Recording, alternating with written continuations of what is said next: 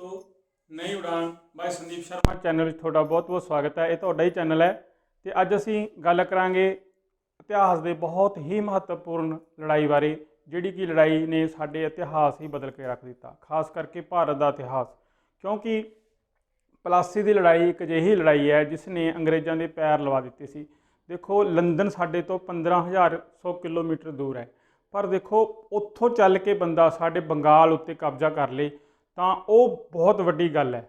ਸੋ ਇਹ ਲੜਾਈ ਜੋ ਜਿੱਤੀ ਗਈ ਸੀ ਅੰਗਰੇਜ਼ਾਂ ਦੁਆਰਾ, ਜੇ ਸ਼ਾਇਦ ਇਹ ਅੰਗਰੇਜ਼ ਹਾਰ ਜਾਂਦੇ ਤਾਂ ਇੱਥੇ ਸਾਨੂੰ 100 ਸਾਲ ਤੱਕ ਅੰਗਰੇਜ਼ਾਂ ਦੀ ਗੁਲਾਮੀ ਨਾ ਕਰਨੀ ਪੈਂਦੀ। ਸੋ ਇਤਿਹਾਸ ਦੇ ਜੋ ਵਿਦਿਆਰਥੀ ਨੇ ਉਹਨਾਂ ਨੂੰ ਜਾਣਨਾ ਬਹੁਤ ਹੀ ਜ਼ਰੂਰੀ ਹੈ ਵੀ ਇਹ ਲੜਾਈ ਦੇ ਕੀ ਕਾਰਨ ਸੀ ਅਤੇ ਇਸ ਲੜਾਈ ਵਿੱਚ ਇਹ ਸਾਡੇ ਲਈ ਕਿਉਂ ਮਹੱਤਵ ਹੈ ਇਸ ਲੜਾਈ ਦੀ। ਸੋ ਦੋਸਤੋ, ਜਿਹੜੇ ਵਿਦਿਆਰਥੀ SST ਮਾਸਟਰ ਕੇਡਰ ਜਾਂ ਪੰਜਾਬ ਸਟੇਟ ਟੈਟ ਦੀ ਤਿਆਰੀ ਕਰ ਰਹੇ ਨੇ, ਕਿਰਪਾ ਕਰਕੇ ਜ਼ਰੂਰ ਨੋਟ ਕਰਨ ਉਹ ਗੱਲਾਂ ਜਿਹੜੀਆਂ ਕਿ ਤੁਹਾਡੇ ਪੇਪਰ ਵਿੱਚ ਆਉਣ ਦੀ ਪੂਰੀ ਸੰਭਾਵਨਾ ਹੈ। ਸੋ ਅੱਜ ਅਸੀਂ ਗੱਲ ਕਰਦੇ ਹਾਂ ਪਲਾਸੀ ਦੀ ਲੜਾਈ। ਪਲਾਸੀ ਦੀ ਲੜਾਈ ਲੜੀ ਗਈ ਸੀਗੀ 23 ਜੂਨ 1757। 23 ਜੂਨ 1757। ਉਸ ਸਮੇਂ ਕੀ ਸੀਗਾ, ਗੱਲ ਆਪਾਂ ਪਿੱਛੇ ਚੱਲਦੇ ਹਾਂ ਇਤਿਹਾਸ ਦੇ ਵਿੱਚ, ਗੱਲ ਕਰਦੇ ਹਾਂ 1717 ਵਿੱਚ।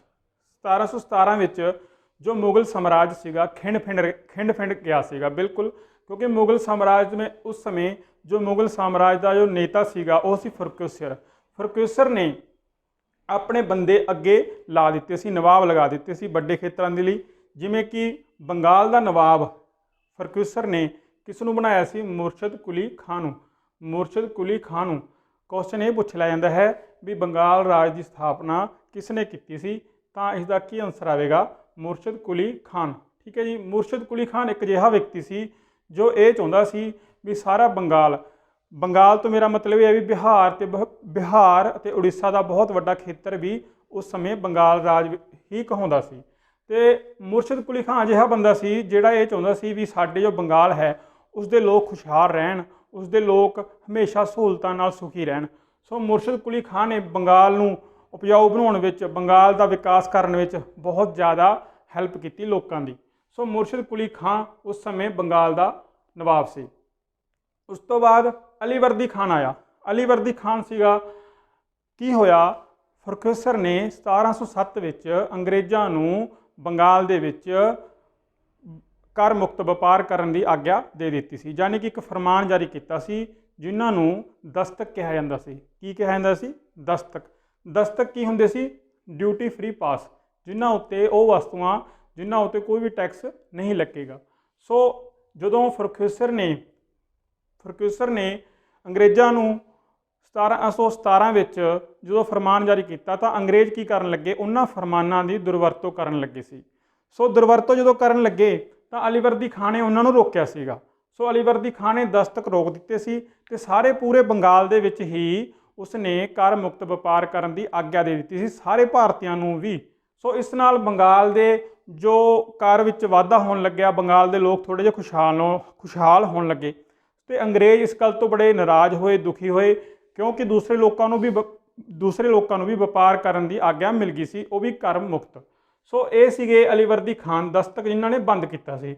ਚਲੋ ਇਹ ਕਹਾਣੀ ਜਦੋਂ ਚੱਲਦੀ ਤੁਹਾਨੂੰ ਦੱਸਦੇ ਹਾਂ ਵੀ ਕੀ ਗੱਲ ਸੀ, ਵੀ ਅੰਗਰੇਜ਼ਾਂ ਨੇ ਸਾਰੇ ਭਾਰਤ ਦੇ ਵਿੱਚ ਹੋਰ ਵੀ ਕਈ ਰਾਜ ਸੀ, ਪਰ ਬੰਗਾਲ ਨੂੰ ਕਿਉਂ ਚੁਣਿਆ। ਬੰਗਾਲ ਨੂੰ ਚੁਣਨ ਦੇ ਅੰਗਰੇਜ਼ਾਂ ਦੇ ਬਹੁਤ ਵੱਡਾ ਕਾਰਨ ਸੀ।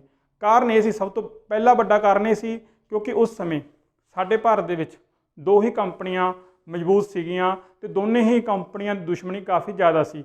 ਪਹਿਲੀ ਕੰਪਨੀ ਸੀ ਈਸਟ ਇੰਡੀਆ ਕੰਪਨੀ, ਦੂਸਰੀ ਕੰਪਨੀ ਸੀ ਫਰਾਂਸੀਸੀ ਈਸਟ ਇੰਡੀਆ ਕੰਪਨੀ। ਇਹਨਾਂ ਦੋਨਾਂ ਜੋ ਕੰਪਨੀਆਂ ਨੇ ਇਹ ਚਾਹੁੰਦੀਆਂ ਸਨ ਵੀ ਬੰਗਾਲ ਉੱਤੇ ਸਭ ਤੋਂ ਪਹਿਲਾਂ ਕਬਜ਼ਾ ਕੀਤਾ ਜਾਵੇ। ਸੋ ਇਹਨਾਂ ਦਾ ਜੋ ਸੰਘਰਸ਼ ਸੀਗਾ ਇਹ ਚੱਲਦਾ ਰਿਹਾ ਅਤੇ ਇਸੇ ਸੰਘਰਸ਼ ਨੇ ਉਹਨਾਂ ਨੂੰ ਬੰਗਾਲ ਵਾਲੇ ਪਾਸੇ ਮੋੜਿਆ ਸੀ। ਠੀਕ ਹੈ ਜੀ। ਸੋ ਇਹ ਦੋ ਕੰਪਨੀਆਂ ਦਾ ਸੰਘਰਸ਼ ਚੱਲਦਾ ਰਿਹਾ। ਦੋਨੇ ਕੰਪਨੀਆਂ ਸੋਚ ਰਹੀਆਂ ਸਨ ਵੀ ਬੰਗਾਲ ਉੱਤੇ ਕਬਜ਼ਾ ਕੀਤਾ ਜਾਵੇ। ਕਬਜ਼ਾ ਕਿਉਂ ਕੀਤਾ ਜਾਵੇ, ਉਹਦੇ ਵੀ ਕਾਰਨ ਨੇ। ਸਭ ਤੋਂ ਵੱਡਾ ਪਹਿਲਾ ਕਾਰਨ ਇਹ ਸੀਗਾ, ਜੋ ਬੰਗਾਲ ਹੈ, ਮੇਰਾ ਮਤਲਬ ਕਹਿਣ ਦਾ ਬਿਹਾਰ ਅਤੇ ਉੜੀਸਾ ਦਾ ਬਹੁਤ ਵੱਡਾ ਖੇਤਰ, ਇਹ ਬਹੁਤ ਹੀ ਉਪਜਾਊ ਹੈ। ਠੀਕ ਹੈ। ਪਹਿਲਾ ਕਾਰਨ ਸੀਗਾ ਇਹਨਾਂ ਦੋਨਾਂ ਕੰਪਨੀਆਂ ਦਾ ਬੰਗਾਲ ਉੱਤੇ ਕਬਜ਼ਾ ਕਰਨ ਦਾ ਕਾਰਨ ਸਭ ਤੋਂ ਵੱਡਾ ਇਹ ਸੀਗਾ, ਇੱਕ ਉਪਜਾਊ ਭੂਮੀ ਸੀ ਉੱਥੇ। ਦੂਸਰਾ ਜਿਹੜਾ ਬੰਗਾਲ ਹੈਗਾ ਨਾ, ਇਹ ਦਿੱਲੀ ਦੇ ਬਹੁਤ ਨੇੜੇ ਪੈਂਦਾ ਸੀ। ਦਿੱਲੀ ਦੇ ਨੇੜੇ ਹੋਣ ਕਰਕੇ ਪੂਰੇ ਭਾਰਤ ਨੂੰ ਕੰਟਰੋਲ ਕਰਨਾ ਬੜਾ ਸੌਖਾ ਸੀ। ਇਸੇ ਕਰਕੇ अंग्रेज भी चाਹੁंदे सी भी असीं बंगाल उत्ते कब्जा करिए। दूसरी गल होर है बंदरगाह, क्योंकि बंगाल हुगली नदी के कंढे ते पैंदा सी ते कलकत्ता वर्गी उत्थे बंदरगाहां सीगीआं जिन्हां तो वो अपना कोई वपारक समान जां अपने सैनिक बहुत आसानी नाल दूसरे राज्यां विच भेज सकदे सी। सो बंगाल इसे कारण करके साडे इतिहास की पहली लड़ाई का कारण बनिया, जो असीं गल करांगे प्लासी की लड़ाई की। इस तरह गल चली की होया, फ्रांसीसी जदों कलकत्ता विच अपना किलेबंदी शुरू की तां उस समय नवाब कौन सीगा?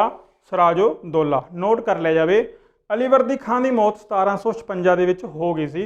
उस तो बाद जो नवाब बनया सी सिराजुद्दौला बनया सी 1756 दे विच।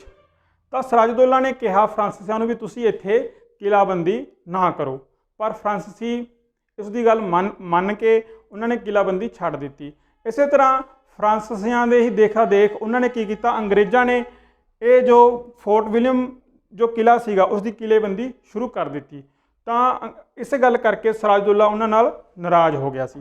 सिराजुद्दौला अंग्रेज़ों नाल नाराज़ हो गया सी। सिराजुद्दौला ने कहा अंग्रेज़ों को भी तुसीं ये किलाबंदी बंद कर दो, पर अंग्रेज़ नहीं मन्ने। अंग्रेज़ अपने आप को यूरोपीयन देश के लोग समझ के कह रहे सन भी असीं सब तो उपर हाँ, तो उन्होंने किलाबंदी स्टार्ट रखी।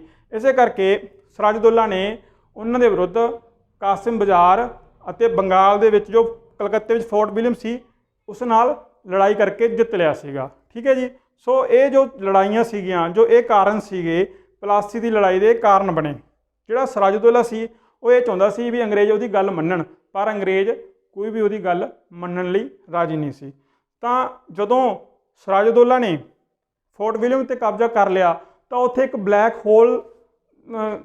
होल की दुर्घटना का भी जिक्र है, जिस विच 146 अंग्रेज़ बिल्कुल एक छोटी जी काल कोठरी विच सिराजुद्दौला ने बंद कर दिते सी।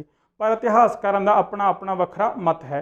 पर क्वेश्चन विच ये पूछ लिया जांदा भी ब्लैक होल की दुर्घटना जिहड़ी हुई है उस समय बंगाल का नवाब कौन सी? तां असीं उत्थे कहांगे सिराजुद्दौला। ठीक है। जिन्ना भी पढ़ावांगा सारा एग्जाम रेलीवेंट होवेगा। कृपा करके जे नहीं तुहानूं पता लगदा तो तुसीं अपनी कापी लैके ये चीज़ां नूं नोट कर सकते हो। उस तो बाद की होया, सिराजुद्दौला कोल सैना सी 50,000 की। सिराजुद्दौला कोल कितनी सैना सी? 50,000 की। 50,000 की सैना सी सिराजुद्दौला कोल। ते लॉर्ड क्लाइव कोल सिर्फ 3,000 यूरोपीयन सैनिक। ठीक है, 3,000 यूरोपीयन सैनिक। 3,000 यूरोपीयन सैनिक 50,000 दे किवें उन्हां दी हमला करनगे, किवें जितणगे? सो जो लॉर्ड क्लाइव सीगा, लॉर्ड क्लाइव बड़ा सियाणा सीगा। जदों इन्हूं ये पता लग्या भी सिराजुद्दौला ने कलकत्ता के फोर्ट विलियम ते कब्जा कर लिया है, तो क्लाइव मद्रास तो चलिया। मद्रास तो 3,000 सैनिक लैके चलिया। उसने 5 जो जहाजी बेड़े सी वो भी मंगवाए। ठीक है। तो उस उत्ते हमला करने लई उसने फोर्ट विलियम नूं आसानी नाल जित लिया। तो इस करके जो सिराजुद्दौला सी बड़ा नाराज़ होया। क्लाइव ने सब तो वड्डी जो कूटनीति अपनाई सी वो ये सी भी जो लॉर्ड क्लाइव सी उसनूं ये पता सी भी मीर जाफर नाम का एक व्यक्ति है जो कि नवाब बनना चाहुंदा है। तो क्लाइव ने उसनूं लालच दिता भी तुहानूं नवाब बना दिता जाएगा बंगाल का जेकर तुसीं साडी युद्ध विच सहायता करो। देखो दोनों सैना विच युद्ध होने की संभावना वधदी ही जा रही सी ते युद्ध होया प्लासी की लड़ाई दे विच। ठीक है। तो एक पासे कौन सी? लॉर्ड क्लाइव, दूसरे पासे सिराजुद्दौला।